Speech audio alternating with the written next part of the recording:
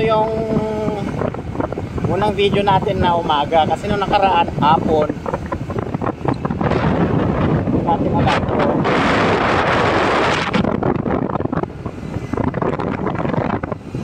kung malinaw ba o hindi yung buka.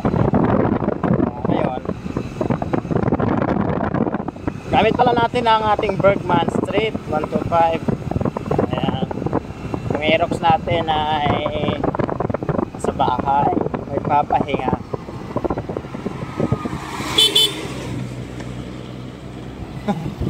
Okay.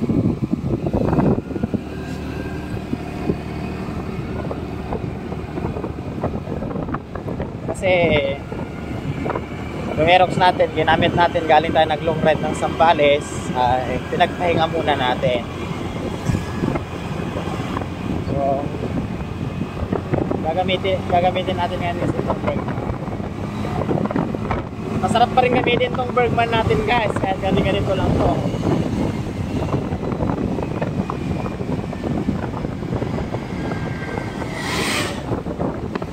Mabilis makuha dito yung 60 guys, seconds lang.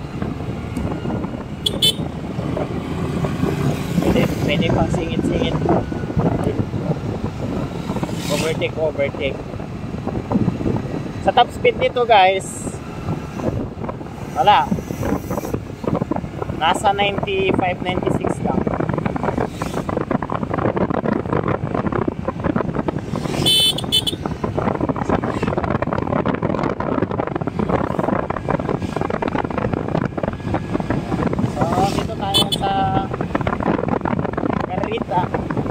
Ayan, tayo ng Alaminos. Short video lang ito guys, papakita ko lang yung mga daanan dito papuntang Alaminos, galing tayo ng Banin. Ito, maganda na yung mga daanan dito guys, magluwang-luwang. Ayos yung sakyan ni Kuya.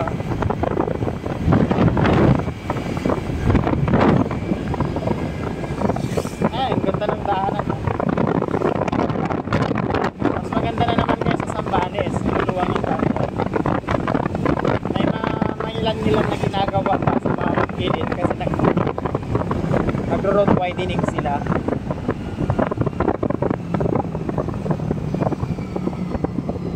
Papasok ito.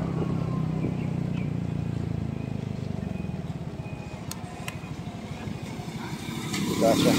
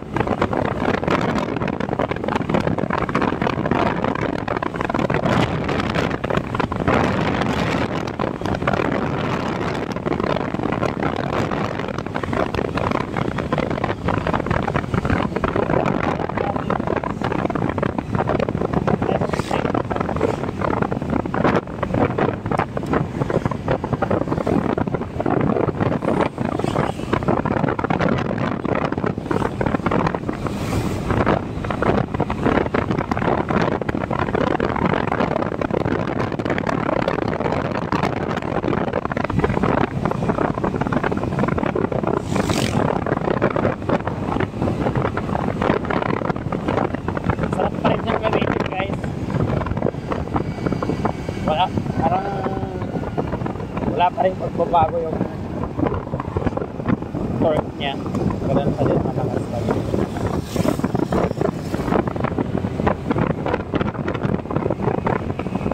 Hindi nga lang kung matap speed.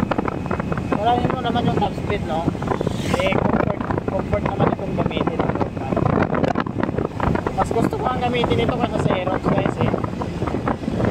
Mas relax siya kasi. Pwede mong ikon yung paa mo. Pwede mong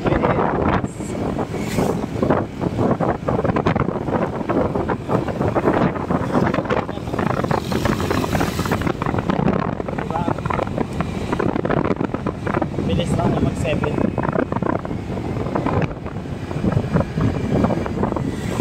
Inirangan. Dito na tayo sa Inirangan, guys. Ba't kaya tinawag ko na Inirangan? Ano kaya meron?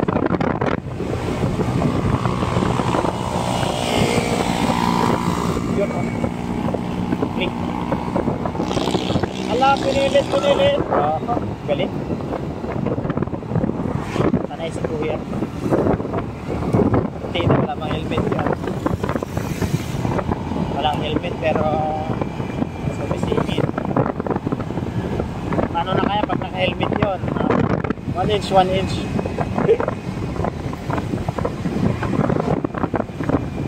Hindi ko alam kung kakasya yung memory niya cellphone natin. Yung mga hindi na nare-record ginagawa natin, binibideo natin.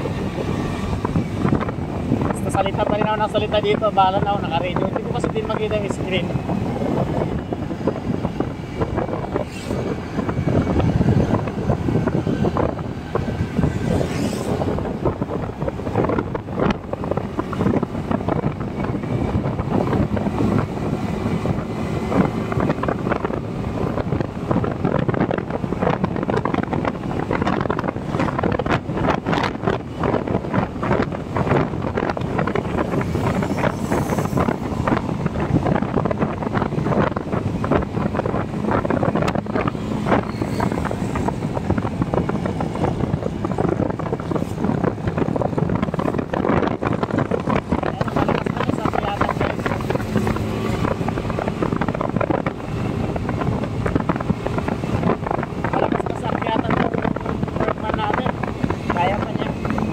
Pakyat ito konti guys eh. Ayan.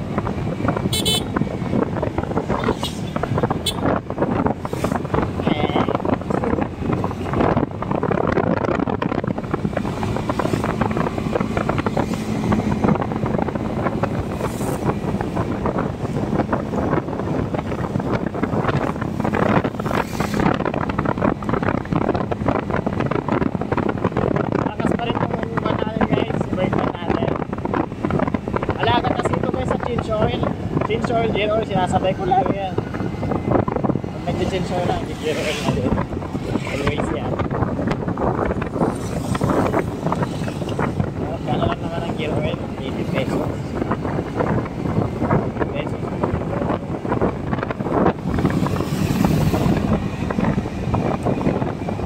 Lalo nung naka-pipe nito guys, gamit ko dati X6 pipe. Napatakbo na ito guys ng 106. Naka-pipe tapos naka-pipe or center spring. Pero ito binalik ko na talaga siya kaya sa stock. As in stock na stock siya guys. Hindi ko wala na lakas niya.